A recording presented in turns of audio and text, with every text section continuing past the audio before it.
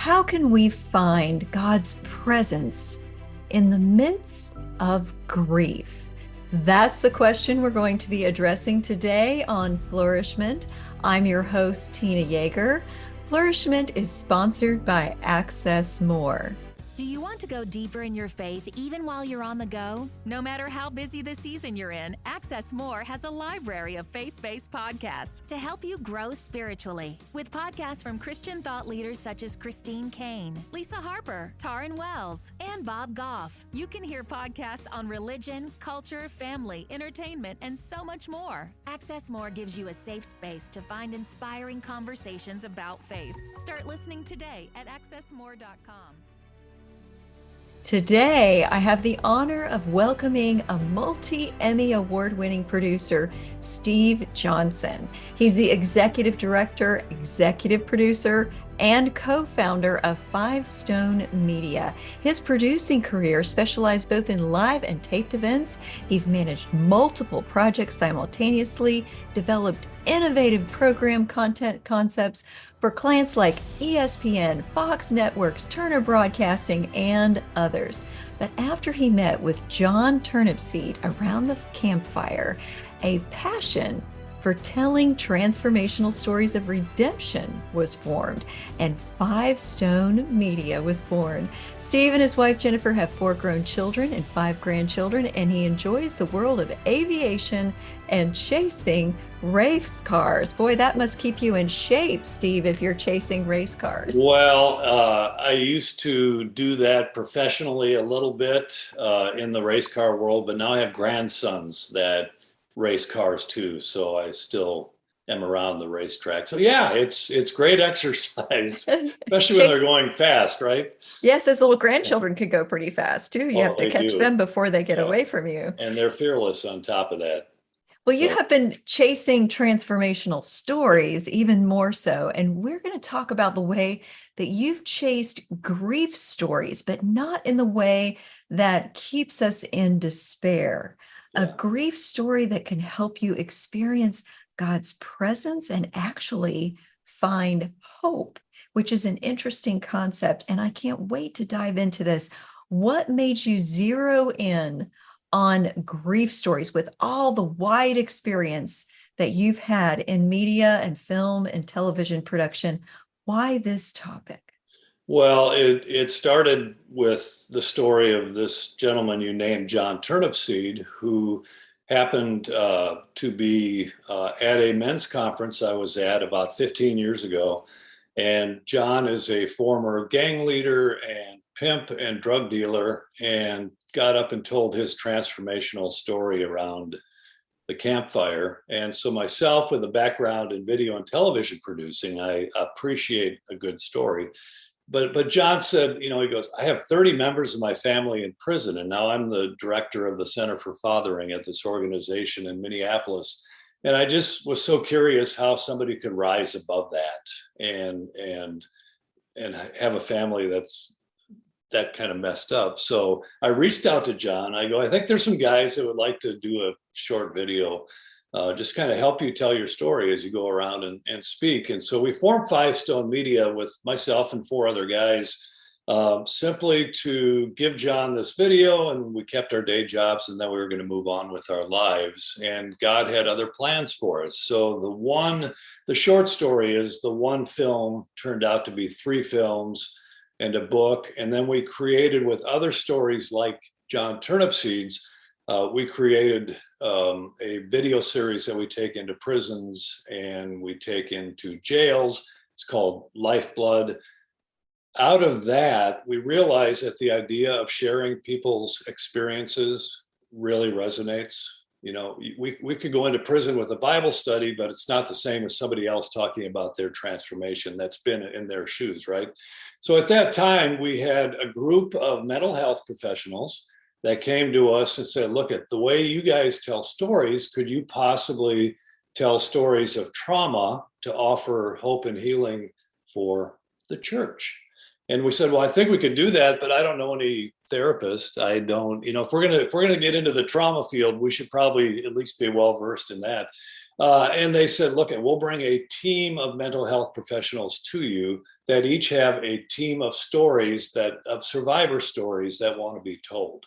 And so in 2018, Tina, we started collecting these stories, and the first series of that collection was called The Worst Loss, and it's for sudden loss. A lot of parents talking about the loss of a child,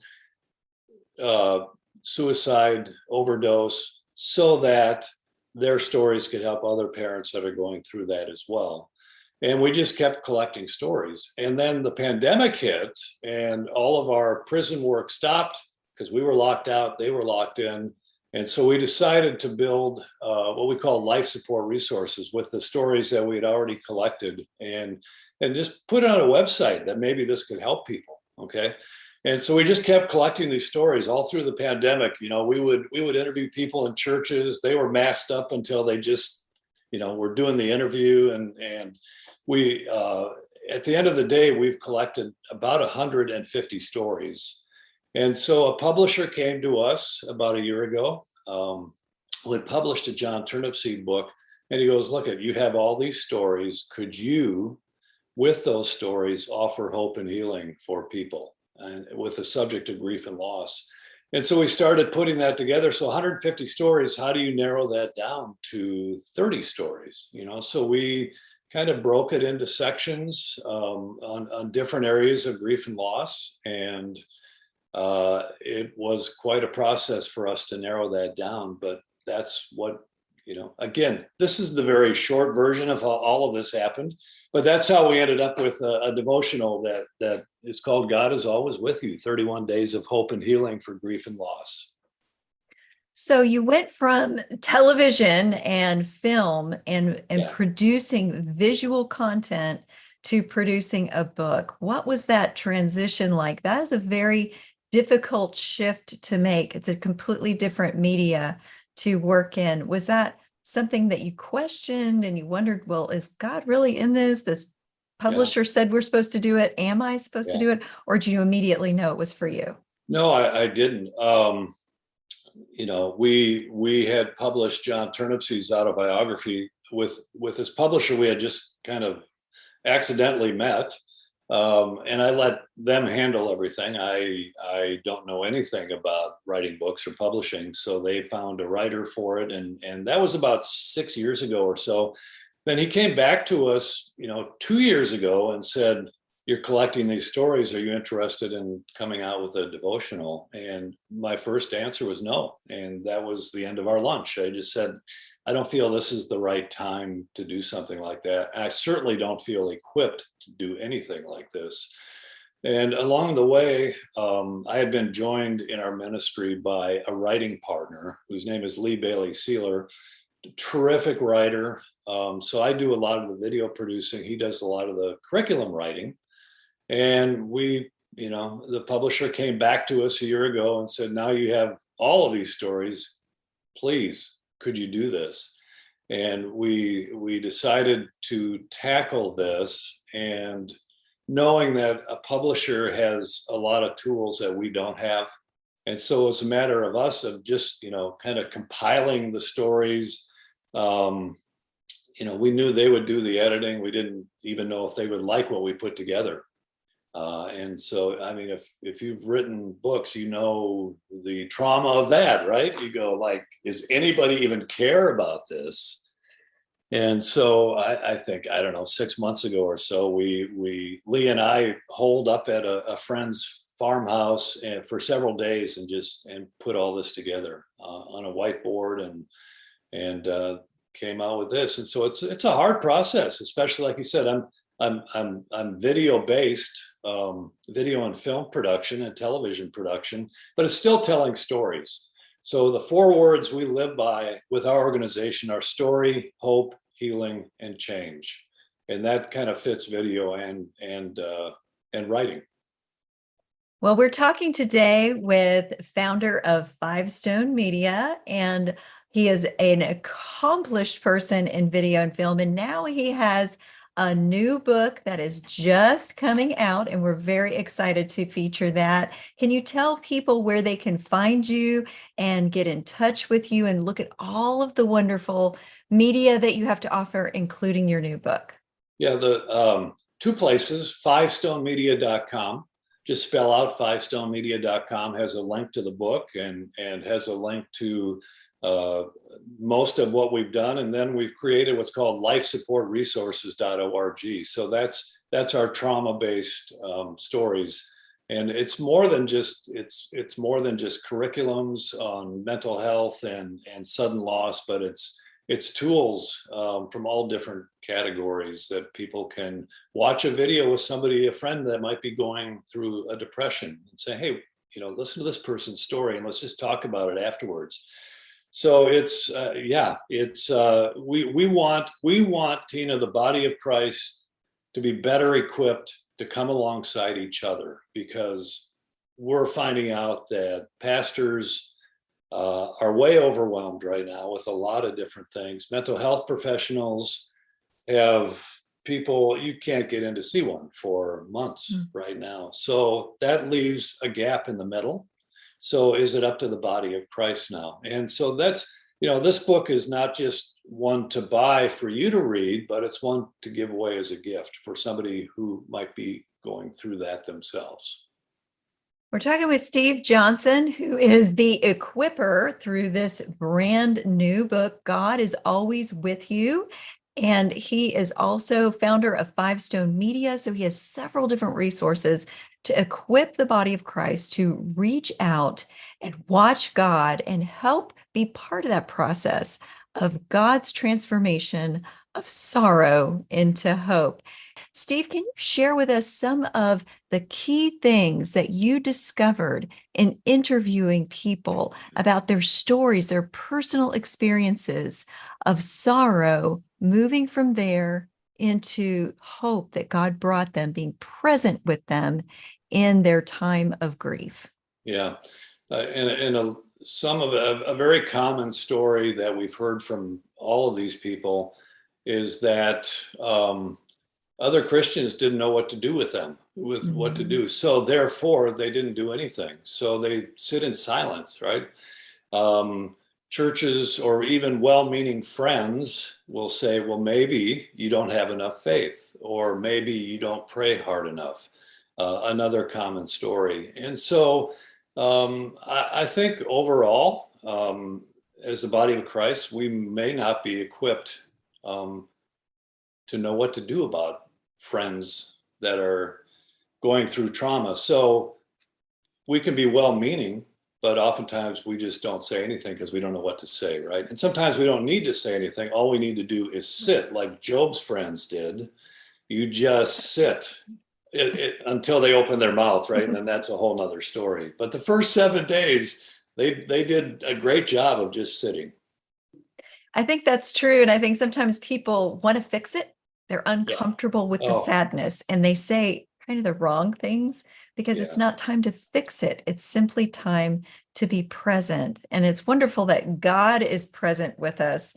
How can we be more of Christ with skin on and be God's presence to people rather than trying to fix their sadness by saying all the wrong things? Oh, man.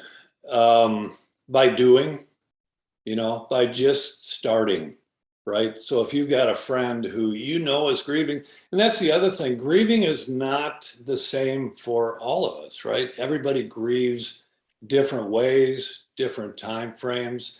And what we tend to want to do is we want our friends to stop grieving because we care about them, right? We want them to get back to their normal life. And a lot of them never will. I mean, if you've lost a child, if you've had any traumatic loss, your life will never be the same again, right? But we want them to be the same just because we love them, So we have to have a better understanding of what grief is. And I'm not a therapist, so I have to learn this from the people that I hang out with. But there's no set timetable for grief. Some people grieve deeply for years.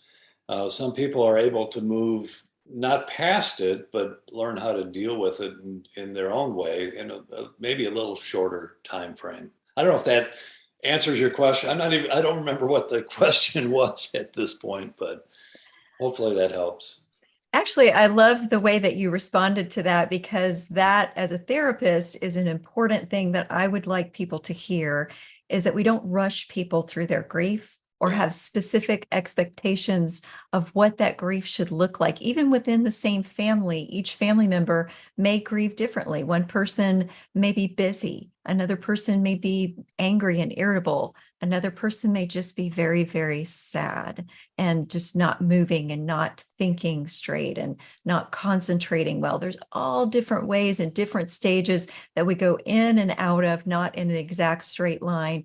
So knowing that and not rushing people and saying, oh, you're not grieving well. And who are we to say they're not grieving well? I think that's kind of important to note. So thank you for bringing that up. You said by doing, we can respond to people well. What are some examples of ways that people found hope by others doing nice things for them that were actually helpful and not more counterproductive than helpful? A lot of parents that have lost children, they don't know what their next step in life is going to be. I mean, it's such an unimaginable loss for any of us. And what they appreciated the most was somebody just showing up at their doorstep and maybe dropping off a meal, or maybe just coming in and not saying anything, maybe dropping off a meal. Maybe it could be as simple as cleaning the house, bringing a team of cleaners over that, there's a lady in our area. She started this group called Hope Beyond the Grief group. And so nobody is in that group who hasn't had a tremendous loss in their life, but they all get each other. Okay. So they might do things like come over and do yard work for somebody, or come over and build a garden for somebody. And they don't ask, they see a need and they just get together because they all understand each other. And I think it's just a beautiful thing when you see that happening. I love that you're talking about hope in the midst of grief. And that is a difficult concept, and people can get the right idea out of that. Obviously, immediately after a loss, you're not going to be all better or recovered. And like you said, people may never be the same. And especially if it's a loss of a child, you're never going to be the same after the loss of a child. But how do people, in your experience of interviewing those who've been through these tremendous grief and trauma experiences, how do they experience hope in the midst of something so devastating? That's sometimes it takes a long time. Sometimes you get to a point where you feel you've lost all hope, right? But if you can just find a little bit of hope through the encouragement, through a friendship, through reading the scriptures, then that's all you need is a little crack, right, of hope, and that can build on that. So we need to encourage each other. Scriptures are wonderful, but sometimes when you don't have hope, that's the last thing you want to do. Like, you physically can't pick up the Bible, because most of us say, well, that's where we go for hope. But sometimes you can't bring yourself to do that because you're grieving or you're hopeless. And so again, it comes from the body of Christ. I mean, it has to be us coming alongside each other to provide that hope. And then the healing begins. And people sometimes feel angry. That's part of the grieving process. And that anger can be directed at God because it helps us feel less helpless when we're in the midst of a loss. And that's part of that natural response to something that really, in the original design of creation, there was not meant to be death. So it's something that's really painful for us. We weren't really designed for that. And God grieves with us when we grieve, even if we are expressing anger. Have you talked with people who've recognized that God can deal with their anger, that God can take their complaints, and God can hear them in the midst of their dark, ugly cry and still be with them in that? And that is that something people find hope in, just knowing that God is there? almost across the board, there's a period of I'm mad at God. Okay, like why does this happen? This shouldn't be happening to us.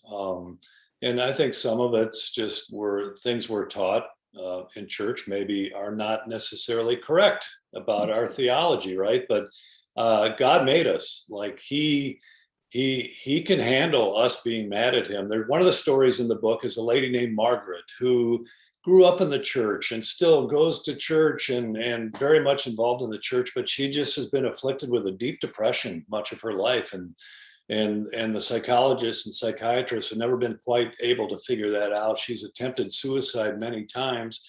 And she talks very much about that. Like, I've just been so mad at God. I throw things. I just am so angry, I think it's okay. If we, again, God can handle that.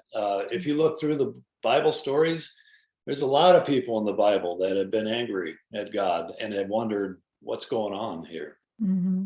And we can relate through the Psalms because there were many instances where David expressed very unholy and unsanctified feelings and emotions, and God can take that. He can totally take that. In fact, that I think is why God called David a man after his own heart, not because David was perfect, but because David poured out all the stuff into his relationship with God. That's the Psalms are where you'll find every emotion. Okay. I think the Psalms are incredibly healing because you will find everything from joy and dancing to questioning where God is. It's a great book. And so I am sure is the book that you have out now, God is Always With You. Tell people how they can get a copy of this book and stay connected with you and find all of the videos and films that you have provided through Five Stone Media and other sources. Yep, all of fivestonemedia.com has a link to the book, but it has an overview of everything. But lifesupportresources.org is more of our trauma-based materials. There's about 200 videos on there that you can. And by the way, I just want to mention all of our video resources are free. Okay, we don't charge for any of that. All you have to do is register on the site, and you can have access to any of the stories that we have there. I so appreciate the ministry that you have to people who desperately need hope, and they need someone to come alongside them and hear them and provide a lifeline. And that sounds like what you are really offering is just a connection to hope, a connection to tools, a connection to resources, a connection to other people's stories. And there's a healing power in the story of someone who's walked just a mile further than you and has still survived this grief, isn't there? Yeah, story is powerful. And we all have a story. You could stop anybody on the street, and if you spend enough time with them, they have a story. And I never get tired of hearing people's stories. I just can't get enough of it. Well, I hope that all of you listening have enjoyed this conversation with a curator and a publisher of stories in video and book format, Steve Johnson. I hope that you'll check out his resources and avail yourself of those and get a copy of God is Always With You. And of course, I also hope that you come back for the next episode of Flourish-Meant. Flourish-Meant is part of the Spark Media Network and can be found on the Edify app.